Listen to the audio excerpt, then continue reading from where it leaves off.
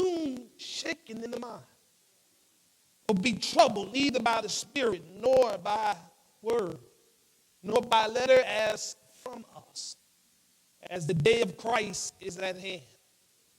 Here it is. Let no man deceive you by any means,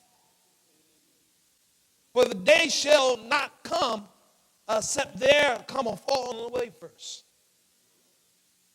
and that man of sin be revealed, and the son of perdition, who opposeth and exalteth himself above all that is called God, or that is worship, so that he as God sitteth in the temple of God, showing himself that he is God.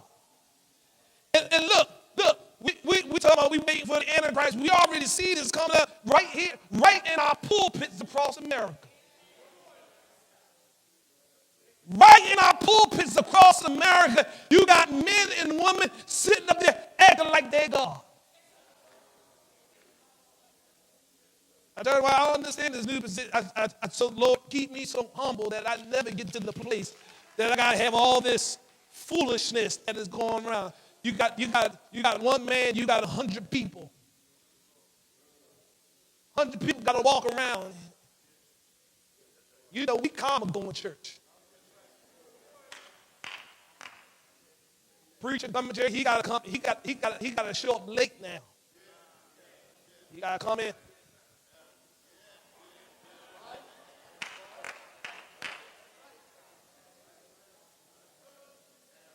We got all kind of emotions. Somebody. It's happening. It ain't the old folks that it's happening. 19. I told him last week over in Philly, 19, 20-year-old, you're an apostle and a bishop.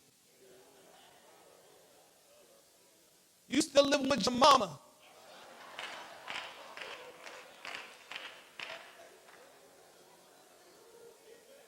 Driving New Jersey Transit in Scepter. You preaching for a bus token. And you're a bishop and pastor. And you got 5 people in your church. It's your mom, your wife, and your kids.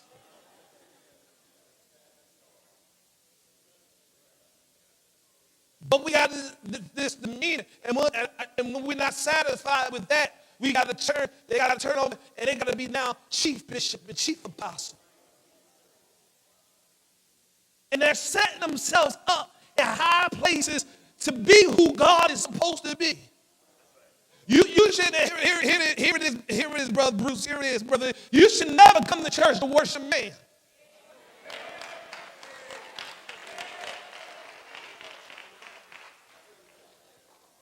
Let me give you a disclosure, Nazarene. As long as the Lord keep me here, you ain't never got to tell me on Sunday how well I preached or didn't preach. Because some of you, you'll tell a Sunday how well I preached, and then the next Sunday, when I preach pretty good, you'll say you ain't done nothing.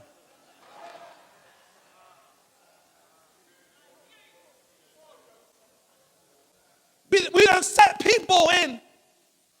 We done made mediocre. Here's what Bishop told. We done made mediocre preacher celebrities. Don't got no word on the inside of them. Never studied. They just get up there with this. Let me open my mouth and let the Lord speak for me. No, if you're going to open your mouth, you better have something inside of you for the Lord to bring out of you. We made mediocre preachers celebrities. And here, I didn't say it. It says it here in the text. Who opposed and exalted himself above all that is called God, or that is worship, so that he as God sitteth in the temple of God, showing himself that he is God. So I got so sick I had to leave out the service. One preacher, every 5 minutes, somebody was coming wipe the heat with a breeze. Hey, sister, do herself. Get my own. And don't get me wrong, there's nothing. You all take care of the man of God, and I think y'all see that display. But it got to come. Some age ought to come along with that.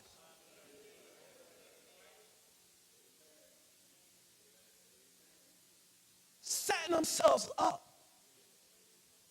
to try to sit where God is sitting. So now here's what happened. The attention is off of God and now on them. I got to get through this because I may have to do that. I may have to bring this into Wednesday night, so y'all got to come back. Here's the question. How do we learn to discern?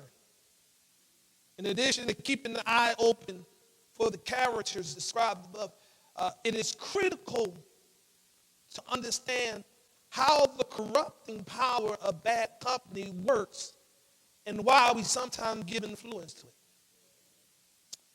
Hebrews 12:11, you don't have to turn it, it declares to us, let us lay aside one scripture reads, let us throw off everything that hinders and the sin that easily entangles us or beset us.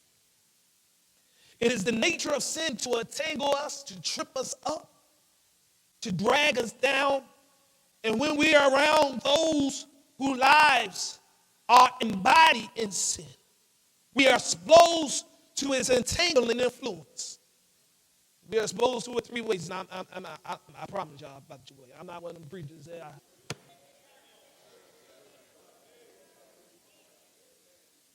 we appeal to rebellion. If you raise children, if y'all will go back here, this is one of the disadvantages of pastoring your mother.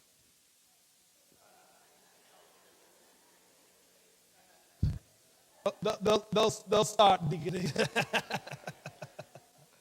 because she can act back there and I confirm everything. He did that. Yes, he did. So just when I grew up, Sister Connie, I was what you would call a rebellious child. See, I told y'all. And Doc Dawson, my mom and dad would tell me do one thing, I just had to do the opposite. I'm trying to figure out, I already know, I ain't going to tell y'all who it is. I already know who my rebellious child is.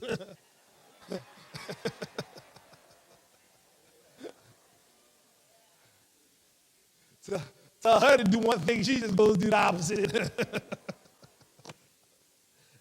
I said, that's me all the way. But if you raise children, you already know that rebellion lies in the heart of man.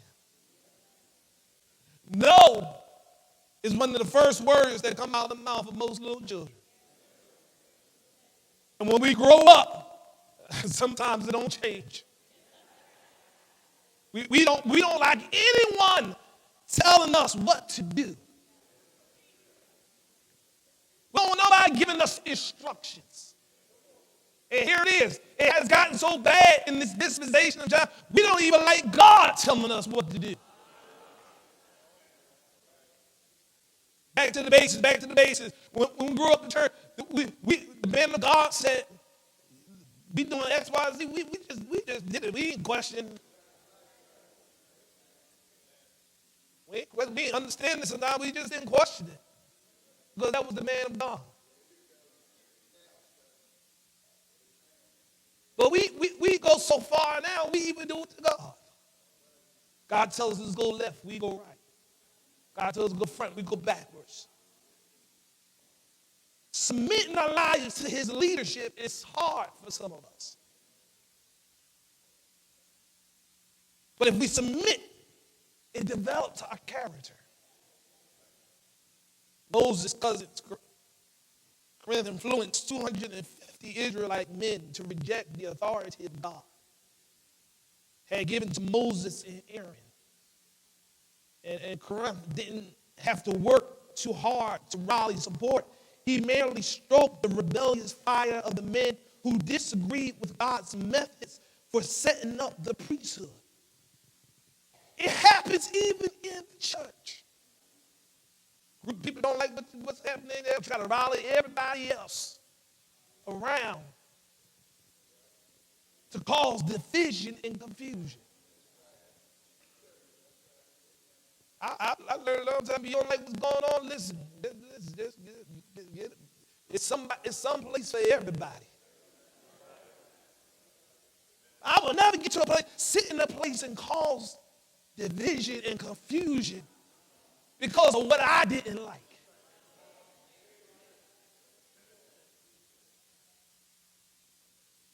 One of the things that Doc, you and you superintendent of schools, and I'm halfway a CEO of a company. Now that's what they call me. And I sit there, I have my staff around sometimes during staff meetings, and I realized that what's important is because I'm not the smartest person sitting at the table. There's about 7 or 8 other of my staff. The reason I have them there because they smarter than me. And what we do is we glean from one another.